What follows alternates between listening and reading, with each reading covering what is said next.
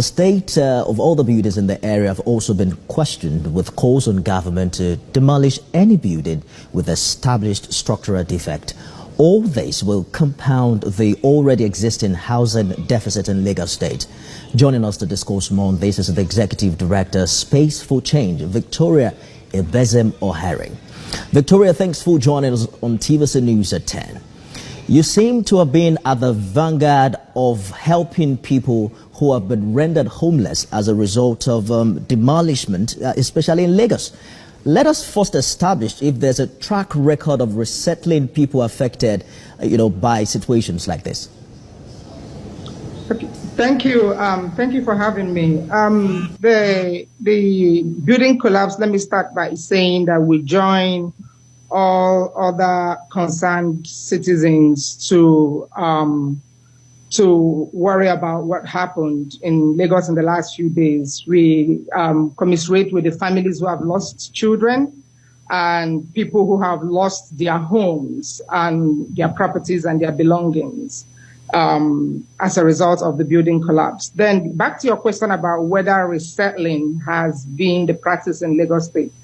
I am afraid the answer would be in the opposite direction, because in previous circumstances where buildings have collapsed or where the government has ordered demolitions in various settlements, particularly settlements like Ita-faji, from predominantly inhabited by low-income people and the people that you could call the urban poor, we have not established a consistent pattern of resettling households or providing them with alternative accommodation.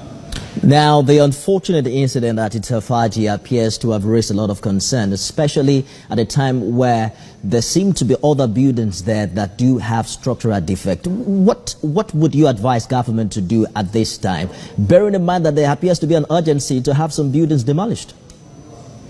Yes, we were at Ita-faji yesterday and today to assess the extent of damage that happened and also assess the rescue operations. We really commend the Lagos State rescue agencies for their prompt response. But we were able to observe that a lot of buildings around that area were really distressed, and it falls under the statutory mandate of the Lagos State Building Control Agency to identify or remove any distressed building to prevent collapse. And as we can see, that has not happened a lot. So there's also the power of the Lagos State Urban Renewal Agency, LASURA, to declare areas like that an improvement area, pursuant to Section 53 of the Urban and Regional Planning Law of Lagos State. So that essence of declaring an improvement area is to recommend some rehabilitation or upgrading programs that can take place in that area to enhance access to building adequate housing and social amenities and infrastructure in those localities. So it's part of our recommendation to the Lagos State Urban Renewal Agency to exercise its powers, pursuant to Section 53, to declare that place an improvement area. It's also important to provide humanitarian assistance to victims of the current collapse, while they take other long-term measures of ensuring that no other building falls there, causing casualties. Executive Director, Space for Change, Victoria Ibezim-Ohaeri, thanks for sharing your thoughts with us on the News at 10.